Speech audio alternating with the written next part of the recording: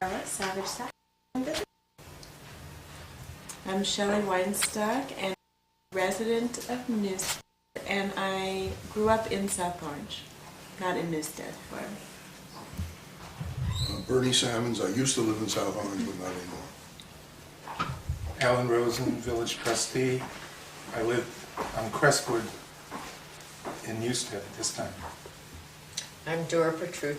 I come from Glenview Rd. I've been here about 35 years. I'm Lila Flammer, corner of Glenview and the Avenue, and I've been here 28 years. I'm Bill Flammer, same address. We're originally from Orange. And I'm Faye Gitlin. I lived at 59 Glenview for over 50 years. I'm Joanne Dowds, and I'm a trustee on South Orange Productions. Steve Weld, live in the Montrose Park Historic District, and help my wife with the South Orange book. I'm Naomi Welk. I've worked with Nancy on South Orange, and I wrote the book Images of America, South Orange. And I'm Stella Nair, and I'm a guest of Rebecca Gilman. Patty Brown Christensen, also on the board of South Orange Productions, and the host of today's Sound Bites and Bagel Bites. So, welcome to everybody. I was hoping one of our neighbors, she was very questionable if she could make it. I just ran over and nobody's home. But I did want to welcome everybody, and thank you so much. Nancy, were you able to give a brief on exactly what this is all about? No, please do. I did mention that the purpose of this is to maintain a permanent record so that our stories and the folks who have them for us are not lost on future generations. And it's part of the overall project to flesh out our video about South Orange so that we don't miss a thing, because everybody's story is important and everyone's life is important. Absolutely. To this town and helped to create it as it is today, that we are all blessed to live in. Yes. And I have lived here 3 years, moved from Maplewood where we lived for 10 years, but feel just an absolute connection to the community, to this home, and hope to be in this seat hopefully in about 30 years from now with somebody asking me these questions. So I think it's just a really neat experience, and thank you all for attending. Probably the first thing we want to do is, I believe you all saw the question of the day. The first one is, what was the address and year of the first house built in Newstead? And so I actually had some keys. Now hold on, this is a cheater right here. Is there anyone else? And then we'll go to the historian here. I don't know that I know exactly, but I kind of have it. Go for it. Well, I think it's on Crest Drive, 1930, 1931, or is it earlier than that? You're good. You're good. Okay. I don't know the address. The address is actually 3 homes away from here, and I'm going to walk in front of the camera. And you guys stay right where you are, but I'm going to sneak right past you. I'm going to hand out a general history of Newstead to everybody. But the house was actually built in 1930, 3 houses away. Most people know it as the distinction of it's a center hall colonial with pillars in the front. It's number 56 Crest Drive. It was built in 1930, as I said, by a colonel who moved up from Washington. And it's currently owned by Bernie and Vicki Lehrhoff. And the neat part about that house is that the section that you're looking at is actually the back of the house. So the front of the house was actually built towards New York City. So that's a very interesting element, worth noting, and actually has caused me to speculate some ideas about possibly that they were, as the structures in Manhattan were starting to build up, that someone opted to move up the hill and build their home to overlook these, newfound structures, the Empire State Building, which was built at that same time, in addition to the architect of the Empire State Building, was living in in Montrose at the time. So kind of all speculation, unfortunately, because there's very little written on Newstead. but interesting nonetheless. Patty, who was the architect that was living in Montrose?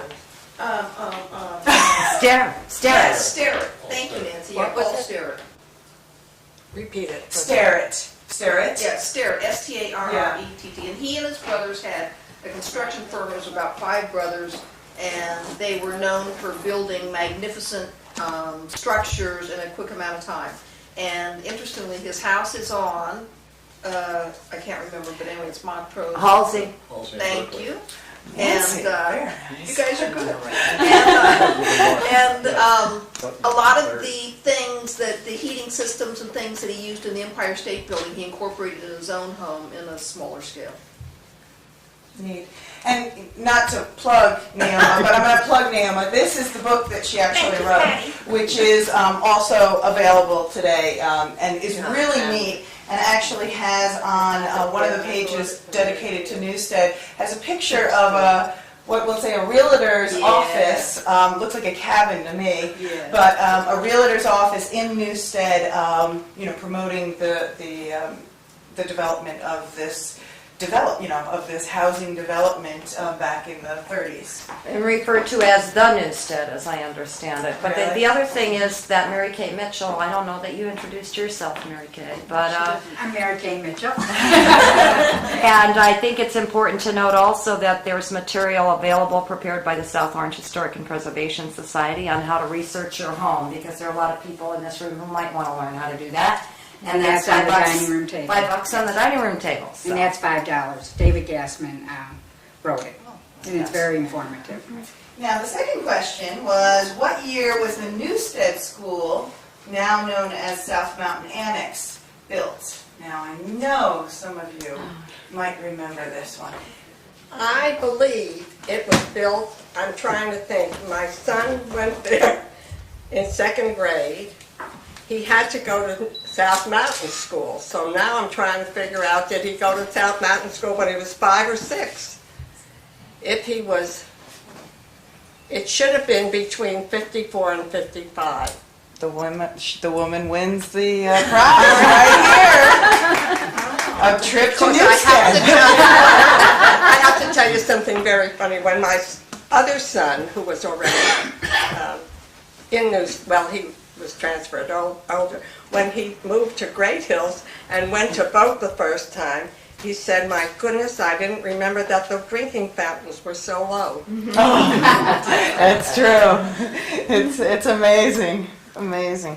But yes, it was built in the first class was opened in 1955. And frequently when I speak to not only the generation that I will say was like the parents, but also the generation that were the students at that time, it's very interesting to hear some of their perspectives as to, I used to go play when the foundation was being built in that area, or we lived across the street and would watch the development of this school, which is very interesting because Newstead is literally just a community of homes and one school, no businesses, nothing. There's very little written as you research down in the library. And so what I've done is just basically put together a real, quick, general feel of timeline of Newstead over the last, let me give you more. Now, there is one other structure here, Patty, right? Pardon me? The water tower. That's true. The water tower was built to support the development and of the top in Newstead when it was built. And then next to it was built a very small, temporary kind of fire station, which literally houses the antique fire trucks, if you want to say, but is a full-fledged fire station, I guess, to a degree. And just over the last few weeks, a park has been built next to it, which as you read through, and I'll do just a quick here, 1861, the township of South Orange was created, though we know that it's a much older town than that. 1925, in the Village South Orange League of Women Voters, there's a notation that 20 acres was acquired. which is now known as, 200 acres, which is now known as Newstead. The first house being built in 1930, 55 was the Newstead School, and then in the late 90s, the Newstead Association was formed. Yes, ma'am. I think that it was earlier than 1998. Yeah, I think so Okay. too. It was, I believe, 96. Oh, really? Okay, thank you. 90. And the Newstead Association has actually been extremely active. I would say more on the social side than the Montrose, which is very much on the historical side. But being a community of families, which we are, that's the important element right here. And it's a very interesting thing to hear the stories of everyone and relay that many of the same experiences that you experienced in the 1950s, and 1960s, and 70s are currently still happening in the 90s and 2000s. For example, there's Wheel Day, which actually was yesterday, where the children dress up their bicycles and any other wheels that they have and go and do a little contest, and the fire department comes and shows off their trucks. And there's also annual dinner parties and block parties and so forth, and a phone directory. So it's really symbolizing the cohesiveness of this section of South Orange, which is a very nice addition to our community. So now I'd like to kind of pass off to our participants so we can hear some of your stories and experiences. We'll just go through some questions that I have that you might be able to, spark some memories. But one of the things that I wanted to find out was, in speaking with a woman who grew up in the 50s and 60s, she was speaking about some of the, I'll say, famous / well-known industrialists / just interesting people that have kind of evolved through Newstead. And I'll start with one that one of the people that I spoke to that could not make it today was referring to. And she was, I would say, I think she's 50 now, grew up... Very young. Yes, very young. Grew up, I'll say, in the 1950s, 60s, and went trick-or-treating. And when she did, she would stop by this one family, the Polliners, P-O-L-A-N-E-R, and the Polliners owned a jelly company. And the Polliners would hand out, as she recalls now, 45 years later, little jellies, and it was very, so the next day after Halloween, she would remember, who gave her that particular, and this was the years of, apples and, homemade cookies too, I might add. So, so that was an interesting little story, and I wanted to just go around to see if any of you recall anyone that you remember that has now kind of, we might know their name. Shelley, we're going to start with you first.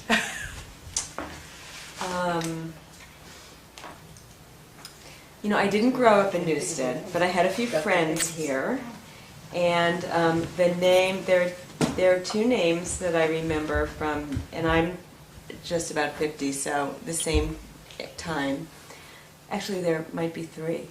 One is Don Kirshner, the rock and roll producer, and the other is John Scher, who still lives here, who, when I was a teenager, I worked at the concerts at Roosevelt Stadium that he put on.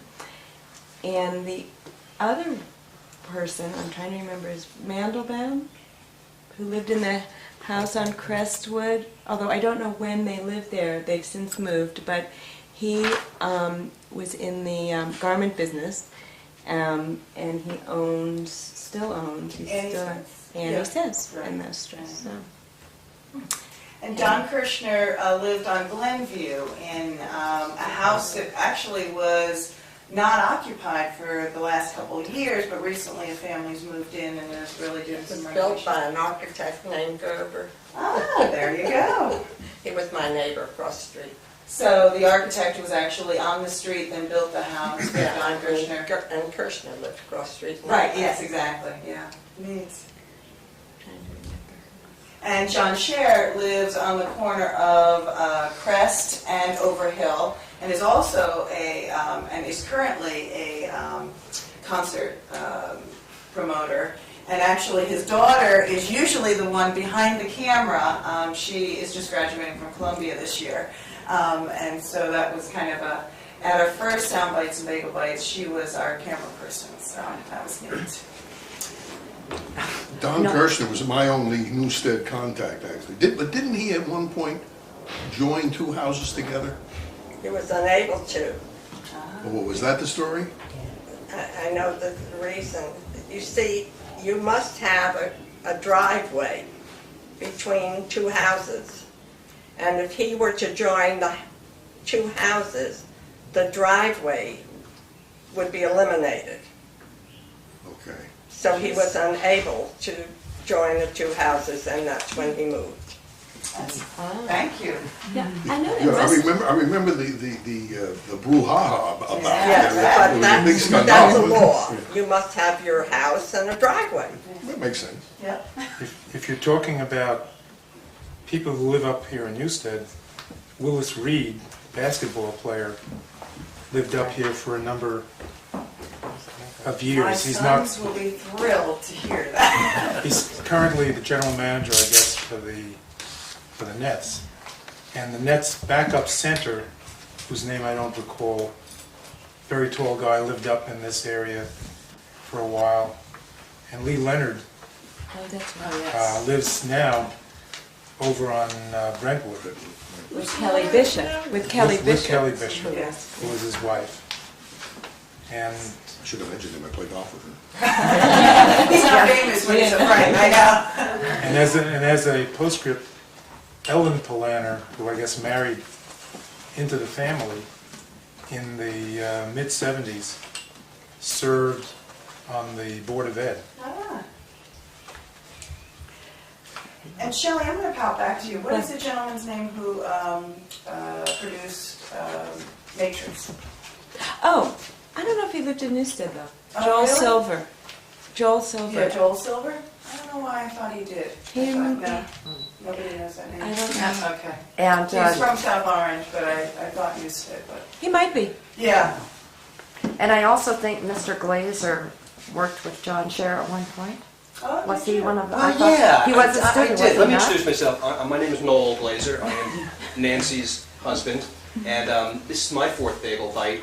And at first I did it because this is what husbands do. They support the ones they love. I get chairs ready. But even if I wasn't married to anyone, this has become so interesting. I've learned so much about this town. From the trolley that used to go between Maplewood and South Orange, to the old festivals I learned that used to go up South Orange Avenue. But Newstead was always the great secret because there's no real route. I would go through Montrose to drive to the Parkway. I would go through town. I knew all the different neighborhoods. But I knew a few people up there. I never knew anything about Newstead. Now, I was hoping that someone my age, who was born in the 50s, when I think most of the houses were built, would be here today, because I want to know what the social scene was like back in those days. You know, if there were clubs, fraternities, different organizations, the affiliation with Columbia High School, that was thrilled. But to answer Nancy's question, when the Capitol Theater in downtown Passaic first opened up, that was John Scher's first real run at rock concerts. I was of the age. I was a teenager in the 60s. And I would work, I really wasn't a bouncer, I wasn't big enough, but I'd run around doing little things. And it was John Scher and another person produced these great concerts at the Capitol Theater in downtown Passaic. So that is my affiliation with John Scher. I was there too. You were there too. Oh, the Allman Brothers. Oh, great A concerts dozen of that era. So, greetings, everybody. And it'll slowly unfold, you'll see. Any memories of anyone famous or that has become famous? I Or remember Don Kirshner very well. And I know there was a piano teacher that lived, I can't think of her name, she lived on Glenview. And I think they owned some kind of a juice factory or something her husband had. And he used to supply the drinks to the school all the time. Can't think of her name though. And my daughter went to her for piano lessons. She lived around, I'd say, maybe 19 or in that area, close to the area, close to the South Orange Avenue. Do you remember her name? But you know, the one thing, and maybe some other people can remember this, but one of the things I remember about coming up here to visit my friends was that there were always a lot of limousines. It was a very fancy, you know, wealthy area where, so I don't know who all these people in limousines were, but maybe they were, you know, executives. Yeah. Jacobs, but it wasn't Jacobs. Can I tell you how you get a limousine? My husband had no peripheral vision and no depth perception, and so he should never have driven. However, like all people and young men, he learned the chart when he was little, and he had. Then when we moved to North Carolina, they didn't ask you if you could drive. You know, they just said you have a license, and they renewed it every year. When we came back up here, and he worked in New York, he had a driver because he was unable to drive to New York. And one day, the driver asked him about getting a raise, and when he asked him why, now my husband was at that time working with some businessmen, and he would drive back and forth, and he said, well, you discussed big numbers in the back. And so, and that's when he tried, because none of us wanted a limousine, and so he tried to get a car with for General Motors to put a divider between a normal car, but it was so expensive, he had to get a limousine so that the driver would not hear what was going on in his conversation and know what was doing. So sometimes, and my kids had a fit, and so did I. We used to drive to the village in the beginning like this, so that no one would see us in the back. Yeah, so sometimes out of necessity as opposed to... Yes, it was absolutely a necessity, because I was dumb enough. His mother lived on Tillu, and he would say, I'm going down to see my mother on a Sunday morning. And I would tell my daughter, who was about 11 or 12, get in the car with Daddy and tell him if a car is coming. Because he would go the back way, and there weren't that many cars, and when I think about it in retrospect, I think what a dumb thing I did. But on the other hand, I didn't want to take away his independence. Yeah. It's a great story. That is neat. Lila? Personally, Bill Calabrese is a celebrity that I know the best. That's current times. And Dora, our neighbor, Sam Klinghoffer. Yeah, Klinghoffer. He owned newspaper. Yeah, a newspaper distributor business, and I remember one time he sent over box seats for ball games in New York to Bill and I. He was very lovely and very nice neighbors, and of course Mr. Rosen's famous too. That's my story. Great. Bill? Yeah, I'm sorry. If you're looking for other celebrities, I recall also that Frank Langella's family Right. Lived next lived door, up here actually. Yes. for a long time. Yes, right. Number 50 Crest Dr. I had business dealings with his brother. Jerry Catone. And actually, Ruby Strauss, who lives next door to that house, who's not here today, that grew up in this house, was relaying a story that Mr. Langella and her dad, Mr. Skinner, were having a conversation about their sons and where they were going to allow them to go to college and so forth, which is kind of like a foreign kind of thing too nowadays. And that Mr. Langella was saying that his son wanted to be an actor. And what Ruby was relaying was that Frank Langella, as a child, had a very bad stutter. And, they were questioning if this was feasible. But, and here she was, the 14-year-old, listening on to the conversation. And her dad, Mr. Skinner, said, you know, it might do him well, and why don't you allow him to go on to acting school? And indeed, that's what he did, and became, a famous actor. So I'm relaying stories of people that I've spoken to that haven't actually been able to attend, which is very interesting stories. But anyone else besides your neighbor, Mr. Don Kirshner? Yes, my neighbor next door was John Jewett, and he was an executive vice president of Prudential, one of the biggest. And when he took us down one time to his office to show us the new building, I couldn't get over the amount of numbers he had on the blackboard. And my son Bobby, who was about 6, sat in his chair, just thrilled that he was going to be there someday. But I said to him, John, what are all those numbers? And he said, that's how much we lend every day. And I was overwhelmed. But his friend, that when you mentioned this, who's important, was Bill and Camille Baird of Baird House, from Ridgewood Road.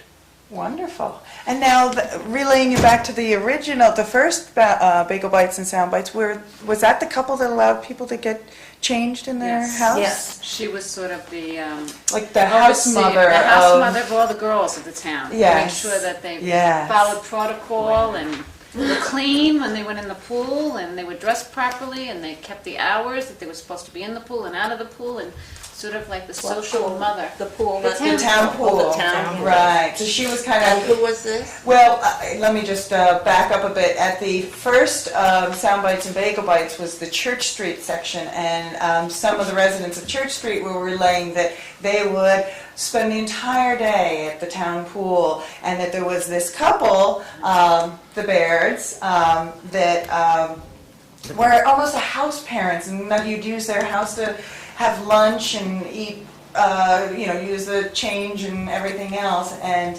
so it's interesting to see now the connection again, between the town. Bill, you were going to add something? Well, when we first moved up here, being the house on the corner, we noticed every day these big black Cadillacs coming up Glenview. And my kids wonder, what's going on? Where are they? Are they selling cars? Something up here.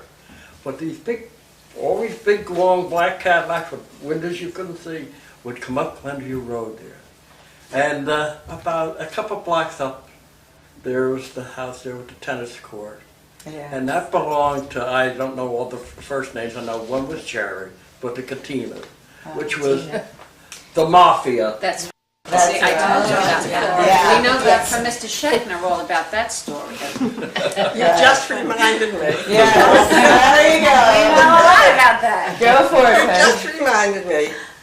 I don't remember that. I don't remember what year it was, 60 something. I No, don't this remember was in the 67. 70s. Yeah, around 35. 67. There was a little green car in front of my house. And I didn't know that they were watching the house on the corner. And so I went to the village and I came back and the little green car was there. The next day the little green car was still there. So I went into the police station and I said, there's a little green car in front of my house. It's been here since yesterday. And came back, and do you know who it is? And they said, yes, we do. So down the driveway I went and I stopped and knocked on his window. I said, okay, you fellas are okay. The police know you're here. And with that, they took off. Wow. They weren't happy about No, that. not at all. Yes. My daughter went out with Jerry's second or third son when they were at Columbia High School. Wow. So we knew the Katinas. I knew enough to be terrified, but Stay your but distance. I do have a Bill Baird story. Oh, yeah, This would please. be, I would guess, the Bill you're talking about, father, Probably. because in the late 50s. Well, the one I knew didn't have any children. Well, I'm talking about a man who today would be 110. That's right, that's him. Oh, okay, okay. I was asked to serve on the board of the community house. And I went to my first meeting, and he was president. And some issue came up, I have no idea what it was, I have no memory whatsoever, but there was a big discussion about the whole thing. And it came to a point where everybody had been talked out, and now we're going to have a vote. And Mr. Beard said, in my opinion, the issue should be decided as follows. And that was the vote. So I never went back. I really wasn't. I mean, nobody was. But he was a wonderful man and very, very generous, but iron-fisted. It's my way, or that's it. The former CEO of U.S. Rubber, this is William Baird, the person for whom the Baird Center is named after, I believe. Yep. And the people you're referring to are the Farrells, who used to live on the property. I believe it was Joe Farrell was the director of Parks and Recreation following his father. Right. Is it Buddy who followed the father, or Joe who followed the father? But they lived in the house that was actually on the property.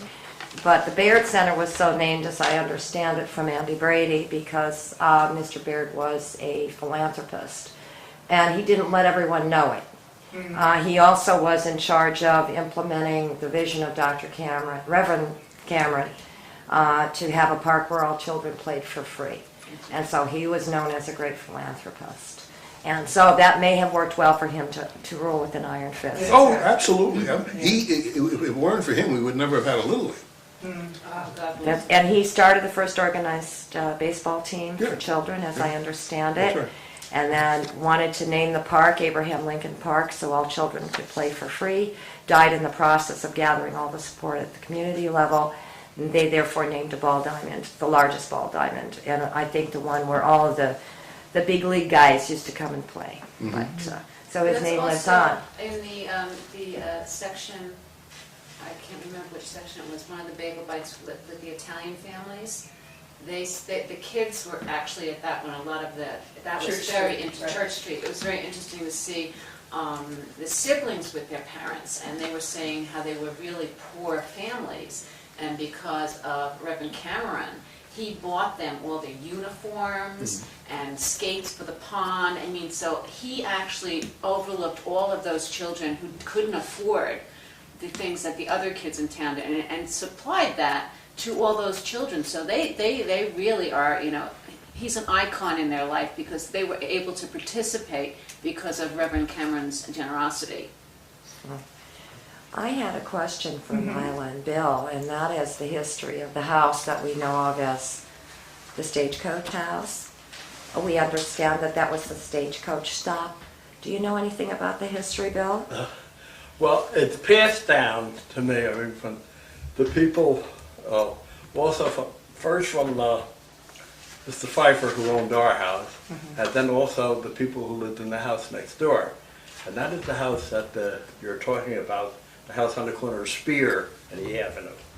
And this was before anything was up here, back here. This is on the Avenue itself. And they said that from Newark to Morristown was a 2-day trip by horse. And that you would get people who wanted to go to Morristown or in that area, they would get on the stagecoach in Newark. And they would come up what was still South Orange Avenue. It was not quite as big and it wasn't quite as paved as then. And just about late afternoon, near supper time, they would make the top of the hill, the corner of Spear there. And that house on the corner, they would stay all night. And that house, when we first moved up here, we were in there, there was a fireplace in every room in that house. So people who stayed, they had their own little fireplace to keep warm. And then on the first floor was a kitchen, which was like this here. So that's where they ate in the morning, and then they would get back on the stagecoach. There was a stables in the back where they kept the horse there overnight, and then they would get back on the stagecoach and go to Morristown. And that's what it was. That house was used for that purpose for many years and all. And when did they change it to One Spear Drive from South Orange Avenue? That's originally it was 657 West South Orange Avenue. And a contractor from Maplewood who moved into it, he didn't like that. He wanted to be on Spear Drive. So he moved the doorway to Spear. It was always there, but you went in the front door, the other way. And then it became Spear Drive. And he, as being a contractor, he covered up the fireplaces. He put paneling all through the house and covered it up. I mean, it was really something to go in originally and see a fireplace, a real working fireplace in every room in the house on it. And that's what, he changed it all by covering it up, modernized it. Then after that, he's moved and sold it. Right. Somebody else got it, and it's been changed a few times since then. And so really, I mean, that could be the first bona fide home of Newstead, you know, being that, Right. you know. Well, that house was there, I don't know when it was first there. Mhm. But our house was built later. That was county land Right. there. That belonged to Essex County. It did not belong to South Orange or anything else. That belonged, it was part of the reservation. It was Yours and the Stagecoach house, or just No, yours? just yours. ours. Right. Those two there. And actually it was only the first house, the one on Spear was there first. And then our house on the corner of Glenview was built later. And an Essex County police officer, that was his house. And being it was county property, he knew somebody, so he was able to get that house, and he built the house. And my brother-in-law was an Essex County police officer, and he helped paint the house. Yeah. This is going back, way back. And but that's how that our house is a Sears and Roebuck house. Yeah. And there were some pieces up in the attic with numbers and names on them all, but we had to have a new roof put on a few years ago, and some of that disappeared because they had to build it up there in order to take the new roof. But there were pieces of lumber in the attic where numbers and all, just so they knew where to put which piece and everything else. And you bought everything from Sears and Roebuck, and it was delivered, and you had like a contractor build the houses. And that's how there's quite a few Sears and Roebuck houses through the area and through Maplewood on it. But that's what it is. It's a Sears and Roebuck house, ours is. That's a neat story. Neat stories. Well, he just made me think that when I bought my house, I bought it because it was dead end on both ends, and I thought it would be wonderful for the kids. That's right. You had It was mentioned dead that end, Glenview yes. was dead Yeah, end at dead that end, I time. think, on Hoskier, Yeah. Right. and dead end on Allen. Yeah. Allen It was, Court. there wasn't It any was entrance dead on end, Glenview and that's at all. why, all of a sudden, when they built those houses, if you'll notice, going down Glenview, the street narrows. Right. It narrows, so I don't know how the builder got the variance to narrow the street. Because the street is not wide enough at that point, and all of a sudden we had a roadway, you know, where cars went. Right. It was whizzing very through. narrow in front of the school. Well, Very in narrow. that area, this goes back, my wife would like this part of it.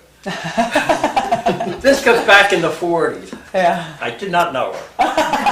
She was just a young And I was going with child. a girl from Short Hill. Oh. I remember we had to come in Spear Sure, quite a ways in before you could get That's right. go anywhere around there. that's right. And, To park? There wasn't that many. What? To park? Where do we get home? We got New York. Oh, the from up view there. in New York. Well, that's a good It was a excuse. good view from New York there. You could see everything. We have about 5 more minutes left. Can you believe that hour went by that fast? Lila, you look like you have something to say, or you have something in think your I hand. No, I have nothing. Any Further to add? any of your first memories or your most memorable, you know, bits of life in Newstead throughout the last 50-odd years? The house near the corner that was painted pink with Oxford gray shutters. Ouch. And that was, Glenview? I think it was at the corner of Glenview, I'm not sure. And the people who lived there, I don't remember the name, but I do remember the story, because I was a kid at the time. Yeah. And the story was that this woman always wanted a pink house, and by God, she was gonna paint the house pink. Good for her. Pink with Oxford gray shutters, and you could not miss it. I mean, going up and down South Orange Avenue, there it was. And not shocking pink, but like a Brooks Brothers pink shirt. And for years, it was the landmark. As I say, I don't remember whose it was, but that was my knowledge of Newstead at that point. Yes. I have a question that I always ask to our distinguished guests and all the people who lived in Newstead. Why did you move to Newstead, South Orange? What was it about this area? Do you remember when the realtor took you around? Would anybody would like to take that, their memories? Well, I think the reason why I moved is because I felt it was more like a suburb. We were quiet up here. I came from Newark, and it wasn't that far away for me. It was like 8 miles away if I had to get down there to see friends or anything. I was still close enough to everything. That's why I moved here. Were the houses more expensive up here Yes, back then? they were. So this always was... But they were very cheap, considering. Considering. What they are now. But, because to tell you the truth, I think my house was $48,000 when I bought it. And I thought that was a good price. But comparable to down in the Right. valley, it was very, very much more expensive. And what year did you move in here? Do you remember? I moved in around 67. 67. And was it really built up, Newstead, at this time? Most of the houses were on Glenview and all. A house next door went up after me. A house on the corner went up just about maybe the same year that I moved in. In fact, the house on the corner is a very nice house inside, but it's kind of small. I think it only had 2 bedrooms at the time. And the funny thing is, my girlfriend's uncle built it. He couldn't sell that house for nothing because it had 2 bedrooms. Then finally Klinghoffer bought it. They owned the newspaper. Well, I'm going to feed off of that because Ruby Strauss, 2 houses away, I asked that question to her, and she said one of her, kind of in hindsight most memorable, was watching her current house being built while living in this house. And she said to her parents, who would ever live in that little house? Not realizing that she would then raise her children on Right. Duffield, then, say, what are we doing in this big house? And then move into a 2-3 bedroom house. And she said, it was just, I just vividly remember just saying to my parents, why would you want to live in such a small house? And, the dad saying, well, when your children are all gone and you don't have 3 children, you don't need the big house kind of thing. And so I think one of the interesting, and she literally, I guess, moved from Newark to this house, then went to college for a while, then moved to Duffield, then back to Crest again. So literally over a close to a 50-year time frame, never left Newstead, which is kind of an interesting add-on to what attracted you here initially and what keeps you staying here. And I have to say, Faye's our longest. I bought it firstly because there were 2 boys across the street my boy's age and 2 boys next door, so they would have friends. And also because it had sidewalks and they could ride a bike. I looked in Short Hills at that time, and there were no streets, whatever house was shown to me. But I also wanted to say the house that became Temple Israel was shown to me, and I'm not sure, I think it was $35,000 or $38,000. Of course, it was not a livable house as far as I was concerned. This was And down then in I Wyoming, looked at right? the Blanchard house. Scotland. Oh, in Scotland, Scotland. right? Yeah. And then I remember they showed me the Blanchard house, which was exquisite for a ball. That was If you had wanted to give a debutante party. But One of the attractions, and not just the Newstead, was the school system. Right. Which, I have 3 generations went through the school system. Wow. So I've always felt very strongly about it. Even though I never lived in Newstead, I always felt Right. it was a very valuable asset. Yeah, Shelley has lived in South Orange and then kind of came back. So. Do you know about the open classroom at the Newstead school? You No. probably do. No? Actually, Nancy Pocatello is a good person to talk to because she's been there for a long time. But the way, if you've ever been, when I was a kid, that school was grade kindergarten through 6th grade. There was one classroom for each grade. But kindergarten, first and second were all where the kindergarten is now, and they all have doors leading to, and it was an open classroom, which I think for that time was quite progressive. And I have one last question, Bill. Well, I'm sorry. Oh, I'm sorry. Okay, Yes. I'm sorry. I didn't know. I just want to say that when my daughter started Newstead, she started in the kindergarten. There were only 6 kids in her class.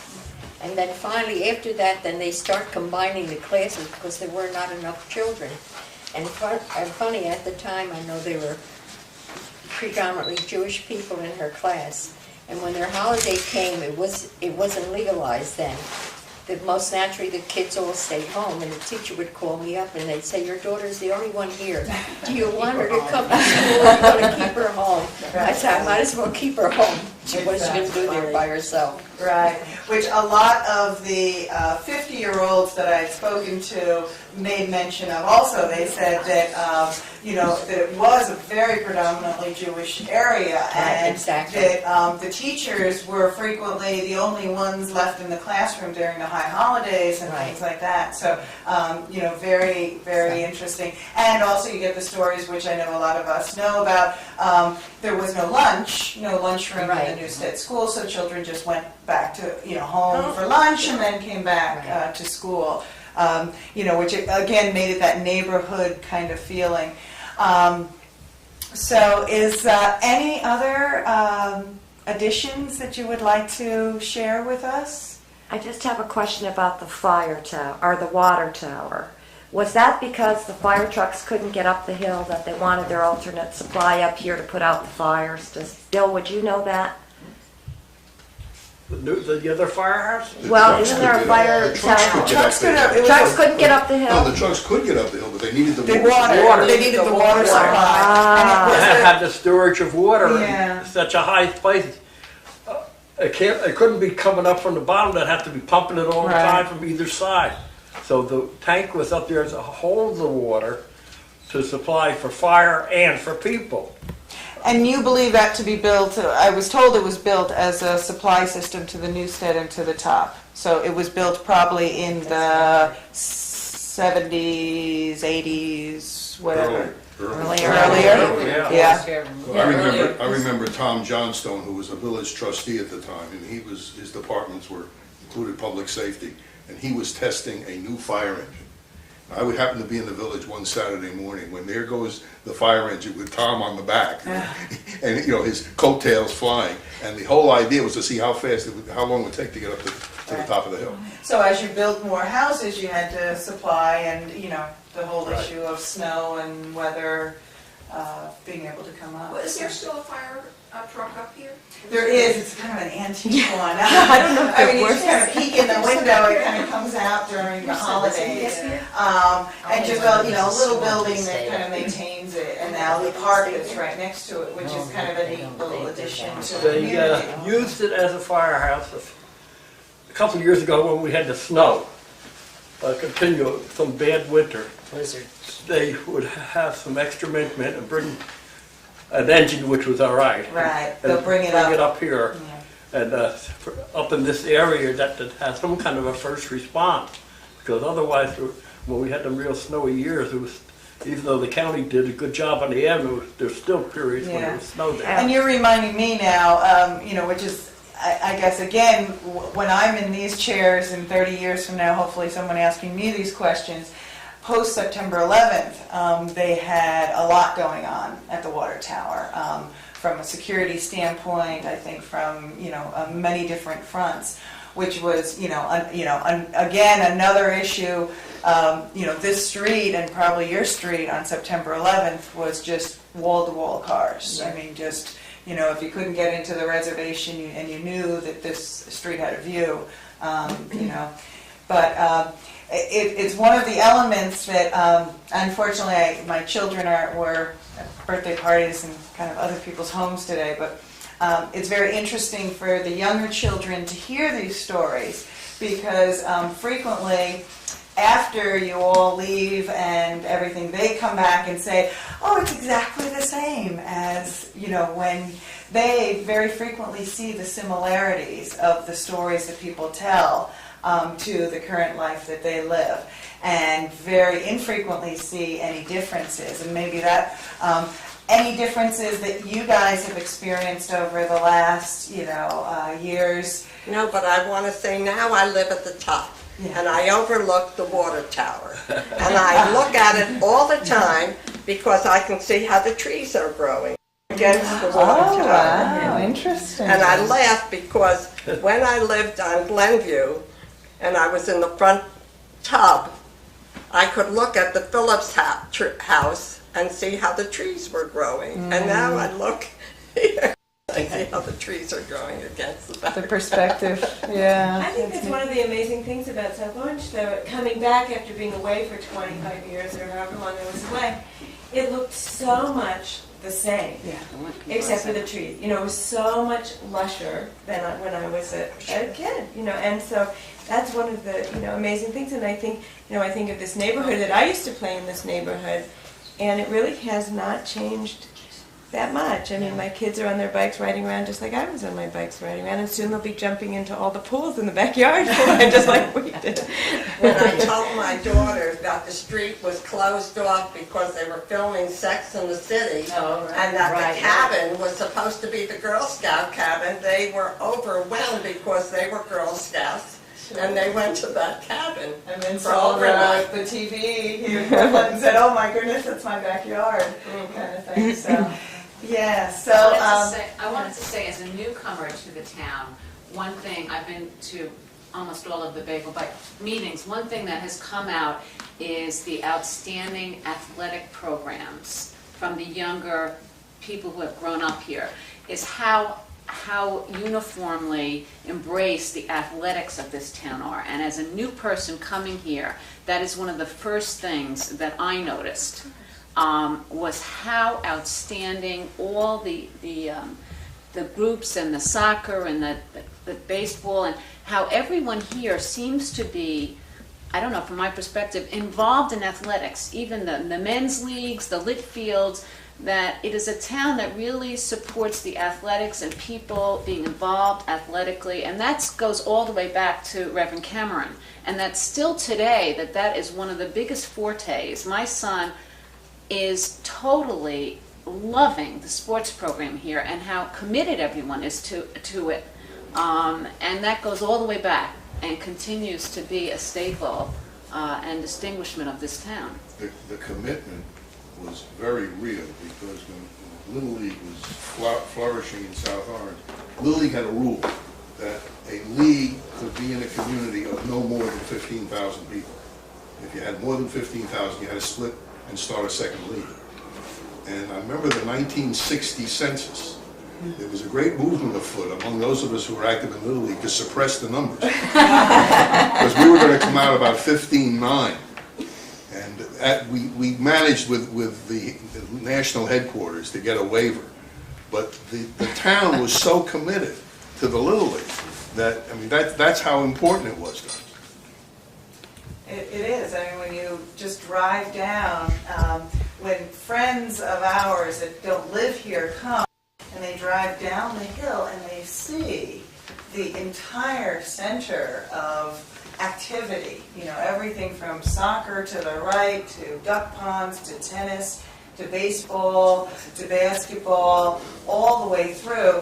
And, I think one of the great additions over the future now will be this bike path that is being proposed, which is, I mean, when you think about in the next 30 years from now, how we'll reflect back on, every year we go and we clean the stream down there, and that stream will hopefully become this bike path that links the towns together. I mean, it's just amazing. Again, all the richness that was experienced in the 30s and 40s from a development standpoint, and then the 50s and 60s, you know, from a family and growth and development standpoint, and then into the 2000s. You know, one of the things that I say that's surprising, you know, having lived here for 3 years, and you know, you're experiencing it, you know, the two of us as having young children in Newstead, it's become the place to move to in South Orange. You know, we kind of say it like with a joke, you know, as a spoof kind of thing, but the flatness of Newstead, where, you know, families want, you know, where the kids can go biking. I mean, every day you can come in our backyard and there are, you know, 10 to 15 boys playing basketball and riding their bikes to play football at Grove Park and here and there. And there's a very much of a sense of aliveness here.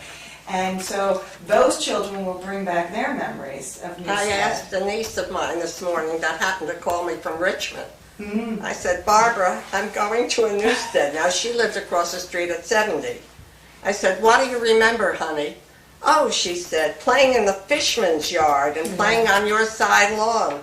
And we played football here and we played and it's the same thing. And it's you know, and I think that's where that sense of community, sense of neighborhoodness that is in the Church Street section, in the Montrose section, in the Academy Street section, in Newstead. And Prospect Street. And Prospect Street. Nancy's out playing, is what brings this whole kind of quilt of South Orange together as one. And That's a good description, because something that my son has said, and he's just turned 12, he said, I can ride my bike in the streets. He feels safe.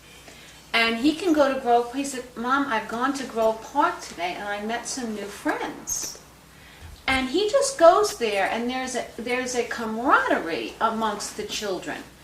That, you know, they can go to the park and they can meet some new friends and they can play, and then they can get on their bicycles and ride home. Now, where I come from, that did not occur.